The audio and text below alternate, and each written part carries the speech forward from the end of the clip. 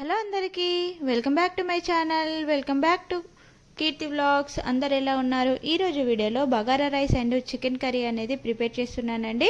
ఈ వీడియో చూసే ముందు ఎవరైతే నా ఛానల్ని ఫస్ట్ టైం చూస్తున్నారో ప్లీజ్ సబ్స్క్రైబ్ చేసుకోండి.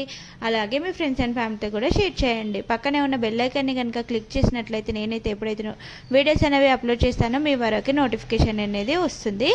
ఇక్కడైతే ముందుగా నేను బగారా రైస్ అనేది ప్రిపేర్ చేస్తున్నా. దానికోసం ఒక బౌల్ పెట్టుకొని ఆయిల్ వేసుకొని అందులోకి బండ పువ్వు, సాజీరా, అలాగే బిర్యానీ ఆకు, కొంచెం స్టార్ అనేసి కూడా వేసుకొని అవి కొంచెం వేయించుకున్న తర్వాత ఇప్పుడు వెజిటేబుల్స్ అనేవి యాడ్ చేసుకుంటున్నానండి. నేను వచ్చేసి ఇందులోకి పచ్చిమిర్చి, ఆనియన్స్, క్యారెట్ అనేది తీసుకున్నాను.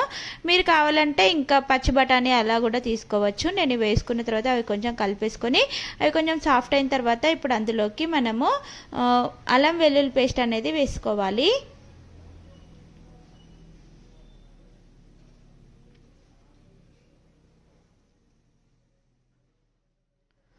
అల్లం వెల్లుల్లి పేస్ట్ వేసుకొని పచ్చివాసన పోయేంత వరకు అయితే వేయించుకోవాలి.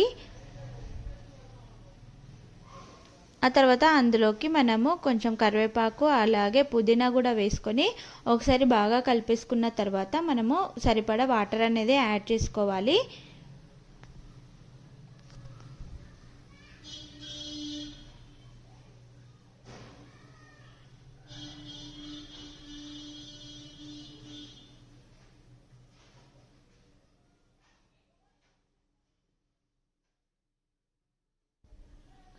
వాటర్ వేసుకున్న తర్వాత మనం ఇప్పుడు వాటర్ అనేవి రోలింగ్ బాయిల్ అయ్యేంత వరకు ఉంచుకొని మనము రైస్ కడిగేసి పెట్టుకుంటాం కదా. ఇప్పుడు రైస్ కుక్కర్లో ఈ తాలింపు అనేది వేసుకొని మనం మూత పెట్టేసుకుంటే మనకు బగారా రైస్ అనేది రెడీ అయిపోతుందండి.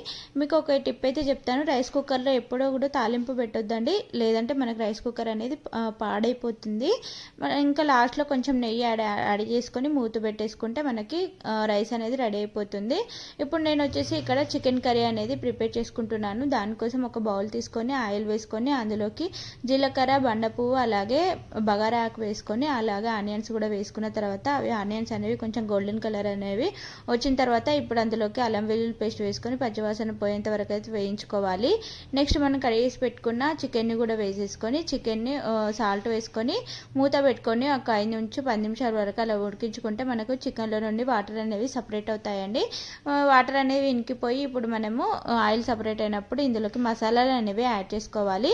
నేను ఇక్కడ కారము, ఉప్పు, అలాగే పసుపు, ధనియాల పొడి, జీరా పొడి, గరం మసాలా వేసుకొని ఒకసారి బాగా కలిపేసుకున్న తర్వాత మూత పెట్టేసుకొని ఒక 5 నుంచి 10 నిమిషాలు సిమ్లో పెట్టుకొని ఉడికించుకోవాలి. అప్పుడు మనకి పీస్ అనేది సాఫ్ట్ అవుతుంది.